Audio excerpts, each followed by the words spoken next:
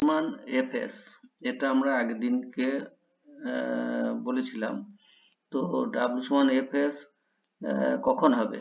যখন বস্তুর সরণ এবং বলের অভিমুখ একদম পুরো একই থাকবে, পুরোপুরি একই থাকবে, অর্থাৎ দুটো অভিমুখের মধ্যে কোনো কোণ তৈরি হবে না, অর্থাৎ 0 ডিগ্রি কোণ থাকবে, তখন এফ ইন্টু এস হবে। কিন্তু যদি সরণের অভিমুখ বলের অভিমুখের সঙ্গে একটা নির্দিষ্ট কোণ করে থাকে, ধরো থিটা কোণ করে থাকলো, তাহলে তখন কিন্তু এফ ইন্টু এস হবে না, তখন হবে ডাব্লিউ সমান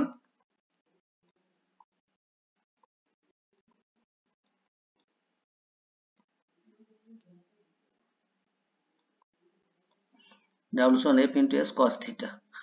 এবার কস থিটা ব্যাপারটা কি, এটা আমি পরে বলছি, কিন্তু এখন জেনে রাখো যে cos theta S cos theta into F, এটা হবে ডাব্লিউ সমান F into S cos theta. এখন এটা কেন হচ্ছে না, যেদিকে বল প্রযুক্ত হচ্ছে সেই দিকে সরণটা যেটা হচ্ছে তার কতটা উপাংশ বলের অভিমুখের দিকে থাকছে সেটা বের করে নিতে হবে। যদি সরণ এস হয়, সেই সরণের এস কস থিটা, এটা একটা ক্ষুদ্র উপাংশ সরণটার, সেইটা বলের অভিমুখে থাকছে, সেই জন্য বলের অভিমুখের দিকে যতটুকু সরণ হচ্ছে সেই সরণটাকেই ধরতে হবে, তাই জন্য এফ গণিত এস কস থিটা হবে। তাহলে ডাব্লিউ সমান এফ কস থিটা। এখন যদি বলের অভিমুখের সঙ্গে সরণের অভিমুখে কোনো কোণ না থাকে, অর্থাৎ যেদিকে বল প্রযুক্ত হচ্ছে সেই দিকেই যদি সরণ হয়, তাহলে একদম পুরোপুরি সেই অভিমুখেই যদি সরণ হয়, তাহলে থিটার মানটা 0 হবে, কোণের মানটা 0 হবে, আর কস থিটা মানে কস 0 হবে, কস 0 মান হচ্ছে গিয়ে 1, সেই জন্য সেক্ষেত্রে এফ ইন্টু এস কস 0 অর্থাৎ হচ্ছে কি না সমান F into S cos 0 degree,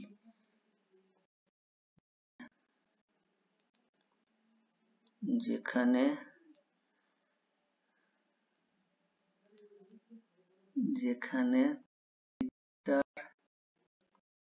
থিটার মান 0 ডিগ্রি, যেহেতু cos 0 ডিগ্রি মান হচ্ছে 1, তাই কি হবে না সমান এফ গণিত এস হবে।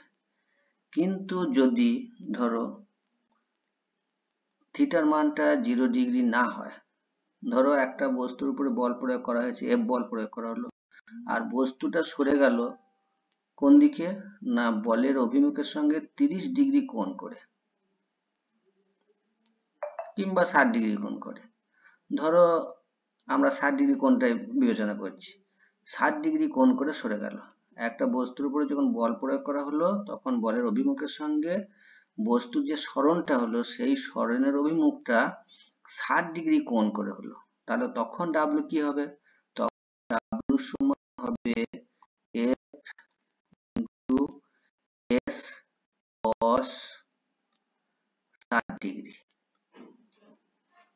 সমান F into S into half, কেননা যেখানে cos 60 ডিগ্রি মান হচ্ছে হাফ, তাই লিখতে হবে যেখানে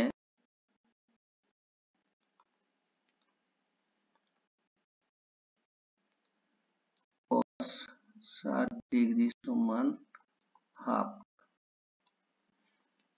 তাহলে কি দাঁড়ালো না মান হচ্ছে, কার্যের মান হচ্ছে হাফ এফ ইন্টু এস। তাহলে এক্ষেত্রে কার্যের মানটা অর্ধেক হয়ে গেল, 0 ডিগ্রি যখন থাকছে কাজ বলের অভিমুখের সঙ্গে সরণের অভিমুখ যখন 0 ডিগ্রি কোণ উৎপন্ন করছে তখন এফ গণিত এস হচ্ছে, কিন্তু যখন সরণের অভিমুখটা বলের অভিমুখের সঙ্গে 60 ডিগ্রি কোণ করছে তখন কিন্তু হয়ে যাচ্ছে এফ এস ইন্টু এস এর অর্ধেক, অর্থাৎ ডাব্লিউ সমান 1/2 এফ এস। তাহলে প্রকৃতপক্ষে আমাদের কার্যের সঙ্গে বল এবং সরণের যে সম্পর্ক সেটা অ্যাকচুয়ালি নিখুঁতভাবে লিখতে গেলে লিখতে হবে ডাব্লিউ সমান এফ এস কস থিটা। তাহলে আমরা কি পেলাম, ডাব্লিউ সমান এস কস, ঠিক আছে। এখন বললাম একটু আগে যে কস থিটার ব্যাপারটা আমি একটু পরে বলছি। তো কস থিটা সম্পর্কে তোমরা ক্লাস 10-এ যখন ত্রিকোণমিতি পড়বে তখন তোমরা ভালো করে বুঝবে। তো আমি একবার একটু বলে দিচ্ছি। এটা সমকোণী ত্রিভুজের যে কোণগুলো আছে সেই কোণের সাপেক্ষে একটা অনুপাতের মান। সেটা কিরকম না, ধরো একটা সমকোণী ত্রিভুজ এখানে আঁকছি, একটা সমকোণী ত্রিভুজ,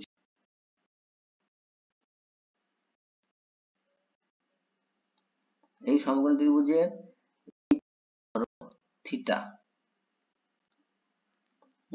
এইটা হচ্ছে লম্ব, মানে থিটা কোণের বিপরীত দিকে যেটা থাকবে সেটা লম্ব, আর ত্রিভুজ বাদ দিয়ে যেটা থাকবে সেটা হচ্ছে ভূমি, আর যেটা 90 ডিগ্রি কোণে বিপরীত বাহু সেটাকে কি বলি?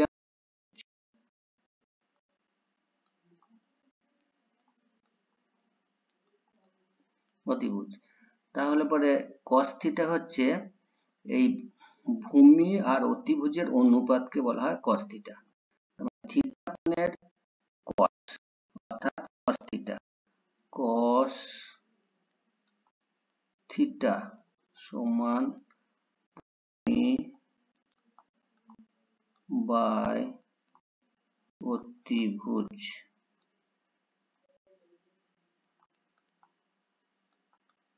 তাহলে cos থিটা হচ্ছে ভূমি বাই অতিভুজ। তাহলে যে কোনো সমকোণী ত্রিভুজের ভূমি এবং অতিভুজের অনুপাত হচ্ছে থিটা কোণের cos এর মান, অর্থাৎ cos থিটা সমান ভূমি বাই অতিভুজ।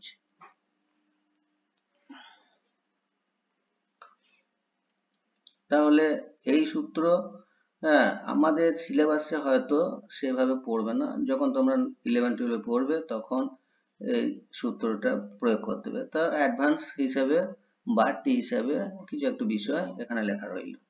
এরপর আমরা শুরু করব ক্ষমতা। ক্ষমতা সম্পর্কে আমরা আলোচনা করব। চ্যাপ্টারের নাম হচ্ছে কার্য, ক্ষমতা ও শক্তি। কার্য সম্পর্কে হয়ে গেল, এবার ক্ষমতা সম্পর্কে আমরা আলোচনা করব।